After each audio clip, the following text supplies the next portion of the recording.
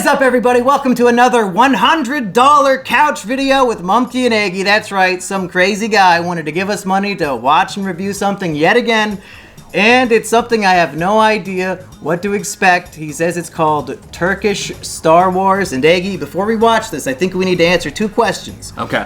What do we know about Turkey, and what do we know about Star Wars? Because I think my knowledge on both might be very minuscule. Do you have any experience with Turkey? Have you been? I think they had Constantinople, and it used to be something else. They had the Ottoman Empire there for like 800 years. Ottoman Empire until like the 1920s or 30s or something. I will say this much. You know, I used to browse some certain parts of the internet. They're called thefourthchannel.org, and they had a lot of infographics about the Ottoman Empire. I guess it was a little freaky over there. Now, since I came from an American education, I learned nothing about basically anything Any other to do country? with Europe. Yeah. So I honestly, the only time I ever heard the word Ottoman growing up was my cousin had one with a recliner chair, and it was open inside to where we could store our snacks in it. So I didn't even know there was an Ottoman Empire, just an Ottoman snack bin. Yeah, my grandma used the words Davenport and Ottoman quite a bit in reference to furniture, so that's about all I know about Turkey. And they ate Turkish Delight in that lion movie. Was it? The C.S. mayor. Lewis movie? The mayor from Powerpuff Girls. He likes Turkish delights, right? Does he? Turkish delights. Oh, Miss Bellum. Oh. Is that a reference to Lion, the Witch, and the Wardrobe, or he just naturally likes it on his own? Or was it whatever it was definitely one of those cartoons, because the same thing with there was some other foreign food that they, you know how you have the anime food trope or the cartoon food trope where it's like so appealing, they're crazy about it. That's like all I ever knew it from. And then I tried one at like a foreign grocer in adulthood, and I mean, it was all right. It wasn't anything to wear at home about, but maybe that's not the best version from the store. I don't know. So hopefully Turkish cinema is better than Turkish Delight and probably most of their food and culture. Like hopefully this is the shining jewel, because I gotta be honest, other than being named after the least popular meat dish I can think of, I don't know much about Turkey. Hopefully this movie puts them on the map for me like a Serbian film did so many years ago when I was a young boy. What about Star Wars, Aggie? Did you grow up loving Star Wars? Well, I certainly did. Shout out to Star Wars Battlefront, Knights of the Old Republic. Great games when I was in those teenage years. And I was never such a huge nerd about it, but for some reason, I went to a garage sale when I was like 11 years old, and some guy had a bunch of like Star Wars novels that I don't know if they're even canon. Wow. It was some like they're not canon anymore. I'm sure they were for a while, but when Disney bought Star Wars, they said all the books are not canon anymore. So for a while they were. Yeah. It was one of those first things because we didn't really have high-speed internet back then quite yet. Mm-hmm. So just to get like all of this lore dump in a novel that was totally different. I actually had the box set of the prequel, or not the prequels, the first ones, the 70s ones. So obviously, as you can see by my rambling, I don't actually know that much about Star Wars. Whichever ones came first, not the Phantom Menace. I had them on VHS. Yeah, my story is my dad got me into movies, but he only wanted to take us to see new movies. He did not really bother showing us old movies. This was the early aughts. You know, I'm a 90s kid, so it's not like we can just go stream any movie anytime. It's a little bit of effort to watch old movies back then. So I saw the Family Guy Star Wars 10 times each, like those 3 specials, before I saw any Star Wars movie ever. I didn't see Star Wars until I was like 19 years old, because they said that, episode 7's coming out soon, so I said, fuck it, it's time to watch these. I've never seen the prequels. I've only seen the original trilogy and the new ones. And at the age of 19, having experienced the entire story and the hype of it all my life, because it's impossible to escape in cultural osmosis, and I think even the poorest African villager knows what the fuck Star Wars is, to be honest. Let's just say I prefer the Family Guy version. I don't hate Star Wars, nothing wrong with it. It's a little overblown for me. If I had the nostalgia goggles of childhood, and especially growing up in the late 70s, it probably would have blew my mind. But for me, Blue Harvest is the way to go. Superior. I will say probably the biggest thing you missed out on, you know, it is what it is, but being a kid and having one of those, when they first came out with the lightsabers that had they made the noise and they lit up, oh my goodness, we beat each other. The neighborhood was full of kids beating each other with those. And also, they used to have a very affordable, I think it was like $5 a pop Star Wars action figure collection, because that was I got like a $5 a month allowance, and I would spend my $5 a month on, so inflation is what it is. But I get a Star Wars action figure, and I would just be like, phew, phew. So that was fun. Do we think Turkish Star Wars could possibly be better than every other piece of Star Wars media we've ever seen? I mean, I think that maybe episode 3, which is not a prequel, or whatever the one, Yoda, I think that Ewoks, is a prequel. That Ewok one, Return of the Jet. No, the 6th one. Yeah, see, I can't even do basic math in real life when it comes to these backwards prequel sequels. Yeah. I like the Ewoks and how they were the little fuzzy guys. It's going to be hard to match that. That's probably the pinnacle. And when Yoda was... The rare Star Wars fan who says, I don't know if it's going to reach the level of Ewoks in Return of the Jedi, but otherwise it might be better than everything else. And the Jim Henson Yoda, that was pure Star Warsy and Kino. Honorable mention to, was that Rogue Squadron for the GameCube? That blew away E3 in 2001, 2002. It was on a whole other level, and really, as I recall, a very good game still to this day, possibly. So with those pinnacles, it might be hard to reach, but I have full faith in Turkey. I think they're due for a comeback, to be honest. This might save Turkey and the concept of Star Wars for me. I might become a fan of both. But before we watch the movie, Iggy, the guy who donated is a guy named Joseph. He has something he wants us to read for both our benefit and the audience for a little bit of context. All right. Danyani Kurtanyan Adam, or The Man Who Saved the World, is a Turkish sci-fi fantasy film released in 1982. It was produced by Ant Film, a Turkish company notorious for creating low-budget knockoffs of popular U.S. films. Their catalog includes such cult classics as Rampage, better known as Turkish Rambo, and Three Big Men, infamously referred to as the Turkish Spider-Man. We might need to watch all these Turkish ripoff movies. One quick interjection here. That's actually impressive because Star Wars fan films became very, very popular once home media became a little bit more accessible. So the fact that we're coming in the 80s with this one, that's very interesting to me. But continue. And if I recall, most Star Wars fan films are very much using the forest planet of Episode 6 as an excuse to just film in the woods. And but this looks like they're in spaceships and got costumes and stuff. So hopefully they don't just hang out in the woods for cheap production value like we do for our short films. However, today's film is the crown jewel of these masterpieces. The cinematic gem is directed by the renowned Turkish filmmaker Siten İnanç and written by its lead star Cüneyt Arkın. Arkın, a prominent international film star of the 1970s and 1980s, was even considered for the role of James Bond, but was ultimately rejected due to his limited English-speaking skills.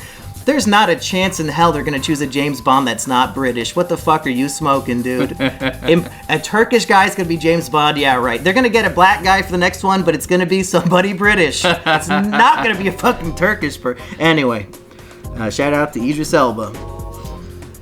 Maybe they were a little more open to it in the 80s. They said, "Hey, maybe can you say the dog jumped over the log?" And I don't know what a Turkish accent sounds like. I think so we're gonna find out. Although this might be in their native language. The dog jumped over the log. That's Scottish. that sounded almost Russian to me. I mean, hey, well, that's closer geographically, I believe. So there you go. Let's see. Where did I leave off? Both İnanç and Arkın aspire to create a Turkish sci-fi movie to inspire Turkish youth, showing them that even Turks could dream of becoming astronauts. However, the production faced a major obstacle. The studio lacked the budget to create the special effects needed for space action sequences. Their solution, Siten İnanç took a reel of George Lucas's Star Wars, spliced it into his film, and inserted those scenes in a random non-sequitur fashion.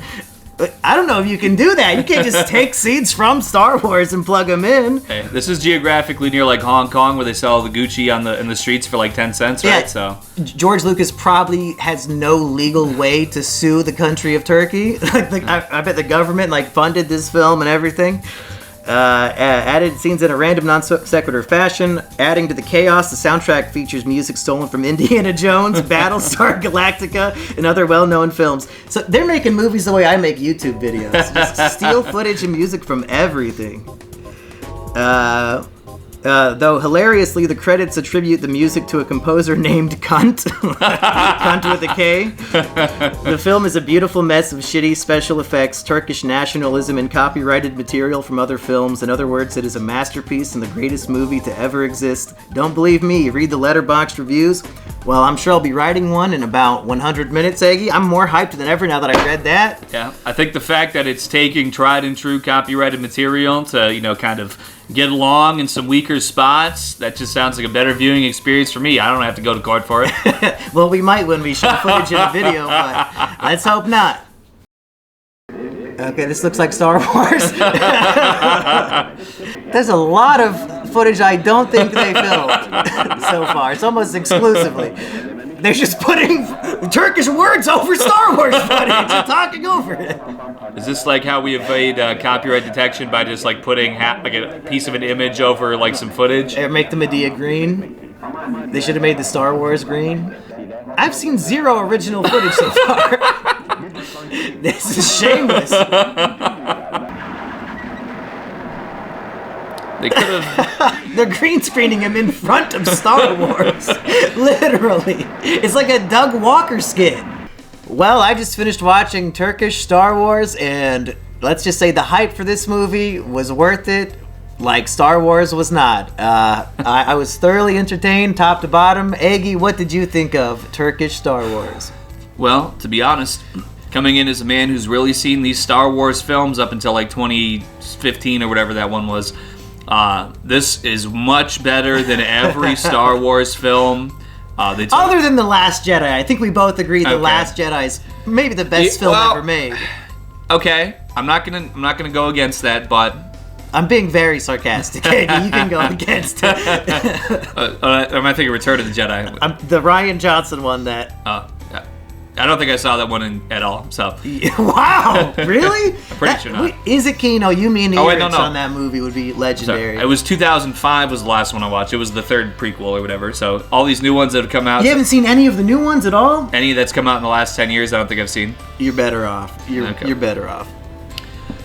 But they took all the best parts of Star Wars and literally put them in the movie. Yeah, I should apologize. Maybe I did get paid to review the Last. That is the one we were talking about, right? The Last Jedi. Is that the one where the Asian girl crashes the spaceship or whatever? Okay. Yes. All right. Well, because what comes to mind for me, and I think there's some other scenes like this in Star Wars too. It's like the diplomacy where, our people and they have all this world building.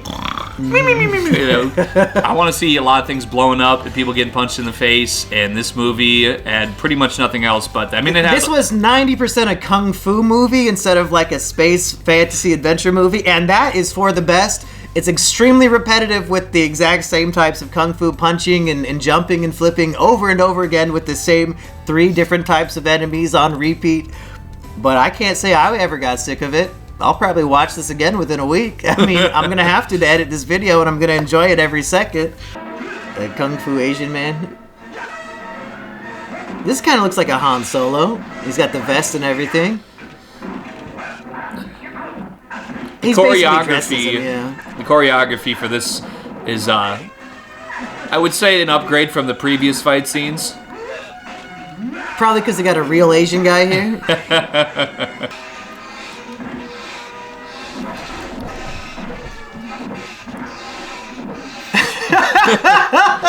Wide open mouth.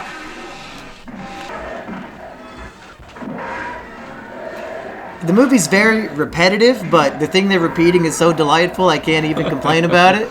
Like, I could watch them do this for another 50 minutes.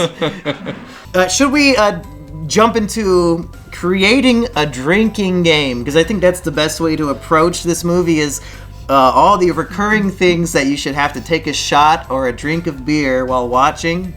And my number 1 pick is every time they play the Indiana Jones theme song, take a shot and you'll be plastered. I think we counted about 13 different needle drops. They legitimately play it more in this movie than the entire trilogy of Indiana Jones. Indiana Jones music.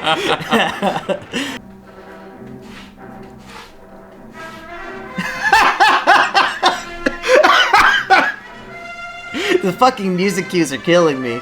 Okay, this is some next level stuff right here.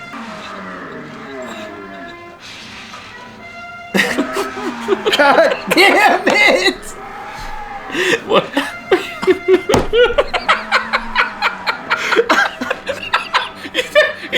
He wasn't even moving forward. He was just jumping up in place. I'm gonna go for something here that's not so immediately apparent, but I think for every scene where somebody's like having something swiped across their face and the result is that it's covered in blood, it happens a lot more often than you might think. I think that's got to be probably an equivalent amount of drinks. I was almost gonna say maybe the villain's laugh. He does that a lot. 100%. Every time he repeats the like the evil laugh, you gotta take a shot.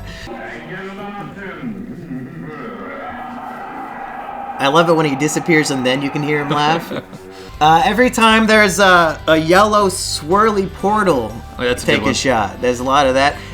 This doesn't happen too much, but every time there's cruelty to animals, specifically horses, I'd say take a double shot, like Aggie said earlier, because it's just brutal. I don't like it. How many extras got kicked by a horse filming this movie? Jesus! That was pretty cool. I'll give him credit that the horse... okay. I don't think I've seen any horses taken down John Wayne style, so... Oh, if they hurt a horse, I'm gonna fucking turn this movie off. It's just... They're not even fighting back. Like, it's just an action scene of the heroes winning constantly. Why do these guys have spears? This is like how you handle... Why? Why was that there? Yeah! Hey, they had like a devil guy in Star Wars at the bar. Yeah, this is some very famous Indiana Jones music. I'm guessing this means they're quote-unquote aggroing some of these other Earth enemies. Their presence is somehow felt by sleeping devils. Oh, okay. Oh no! No, the horse! No! I have a bad feeling about that second horse. No! No! Come on! That sucks. I know it was a different time filmmaking atmosphere in the early 80s. Maybe hurting animals was considered hilarious. Maybe they watched Wizard of Oz and saw that they used corrosive dye to make the horse change colors once they entered the Emerald City, and all those horses died of cancer because they painted them with bad color.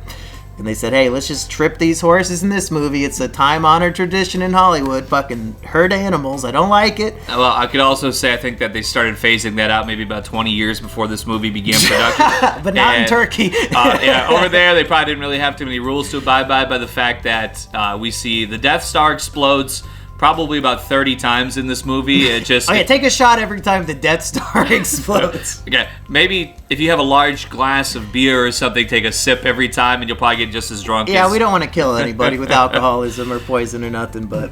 And towards the final act of the film, stormtroopers are... I mean, it cuts to them just being somewhere and then back to the desert that this was filmed in, where basically the entirety of the film takes place in. Mm-hmm.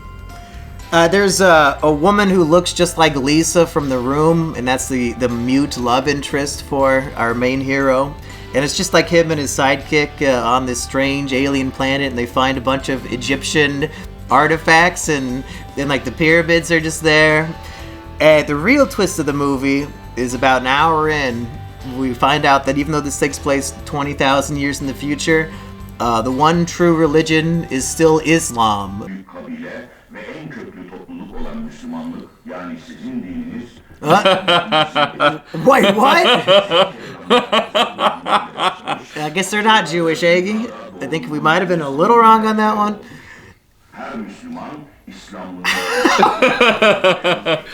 What? This is how they're going to defeat the superpowered enemy? The power of Muhammad? So 20,000 years in the future, Islam and Muhammad is still regarded as the one true religion? I believe it. So I guess every time they mention Islam or Jesus Christ in this Star Wars movie, take a shot. Because if I had to make a list of things I would predict were going to be in this movie, Islam being the one true religion that gives the power of the magic master sword to the main character, that would not have been on the list. Nowhere even close, Aggie. I mean, considering that basically from the very beginning and all the way through, in the intro monologue, they say that concentrated brain cells, that's what the subtitles say. Now, it also then kind of reiterates that it's brain power. Whichever one it is, it's supposed to be something that can make incredible defense and offense for some reason. So this is actually a human brain, which we thought looked like it was decomposing in a wooden box at first. Yeah, they probably got a real dead guy's brain in this movie as a prop. Probably, and they boil it for a little bit. I will say later on, and maybe this is kind of tied together too, later on, when he, after praising Allah, and then he fights off a couple of people in golden, some kind of golden armor, he's able to get the golden master sword and also get his hands on this brain in a box, which then also unmutes the woman who's his love. He had to prove himself by getting these things in order for her to talk to him, just like real life, guys, am I right? Yeah. Towards the end, that brain that is referenced often throughout the film. Spoiler alert, guys, okay. It's boiled in some kind of liquid, and by dipping his hands into a boiling golden brain, like the gold is like coming off of the brain prop, or maybe a real brain, whichever one, he dips it in, it comes golden out. Brain stew. He's got them golden fists of fury all of a sudden, the golden gauntlets, and he's able to just throw He's some able wild to hands. do the exact thing he did the entire rest of the movie, which is just punch everybody and they die. But I think, there's like a build-up here, because originally he's doing a lot of punching. He's punching these men on horses before the horses are, also harmed. But then they have a training montage where they're punching rocks over and over again, and they're like, ah, ah. I mean, it's like right up, like camera's like right here. He's like, ah. Oh, yes. I think this is what they call a manic episode. Yeah, his face is crazy. You saw 10 children get murdered in front of him like 5 minutes ago, and this is how he's coping with it. Beating the shit out of a rock. That's Planet Fitness in Turkey. Yeah, maybe not the best training after all. All the bones in your hand are broken and it's just bloody. It's like when he does the rock training. After that, the next fight, he's able to start severing limbs. And take a shot every time somebody gets decapitated or their limb gets karate chopped off. There we go. That's guaranteed 80 shots if you do all the things we've said so far. You're gonna be plastered. I think those punches were actually landing. Surely the whoa! Interesting. Okay. Well, if it was canonically all maybe the golden boots have some springs built in, so you can't really help it anymore. The ultra super mega jump. Okay. Literal.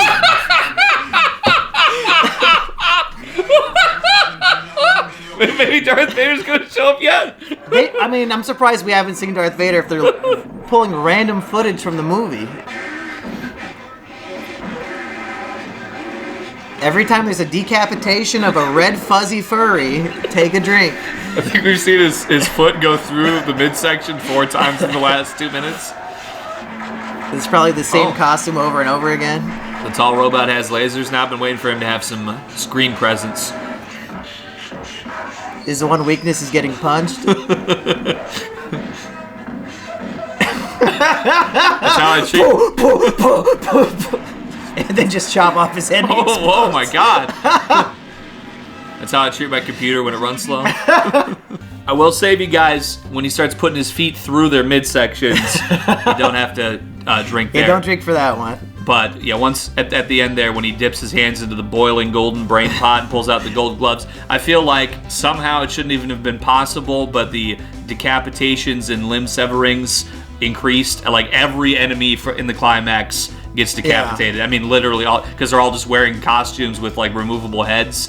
So he basically just punches them a couple times and pulls the top of their head off. Yeah, there's a million times where a character that was decapitated starts like looking around for their head before they fall over like a fucking chicken. Eggy, he said if we check Letterboxd, this will have a high score. Now I'm about to check it. Okay. But when you write your Letterboxd review, what are you gonna give it? Because I'm leaning towards 3.5 out of 5, a 7 out of 10. I'm not a pretentious film reviewer. I don't look for any objective quality in a movie to give a score. It's more of how entertained was I watching the movie regardless of quality. And I think this was a solid 7 out of 10. I got a lot of laughs out of it, and I don't think I was bored other than the opening 10 minutes when it was just Star Wars footage. The worst part of the movie is when it shows Star Wars. Like, their original shit was so good. What would you give it? It is shocking. I was really just tapped in the entire time. They were throwing curveballs left and right. I would say if I had, the pros, too many to name. Cons, yeah, it's a slow start, and sometimes the repetition. It is consistently humorous, but maybe sometimes it might detract from the overall quality of the film to the average objective person. I could almost say, to be honest, if I say 4 out of 5, it's gonna sound like it's a meme. But I mean, yeah. Nah, 8 out of 10 is fair. I gave it 7. I was just, I actually, folks, I bought Taco Bell and I was going to. I'm just gonna eat during the movie, whatever. Look at it, it's sealed. It's sealed, folks. I could not pick it up because I couldn't put that down. The film was so engrossing. His nacho fries went cold, and now we have to microwave them. I mean, I think the most poignant point that I could make to this film being 8 out of 10 is I did not eat fast food, folks. This was better to me than food, and I mean, come on. Better than every Star Wars and Marvel movie, is that fair to say? Because the only Marvel movie you've seen is The Eternals, I do believe.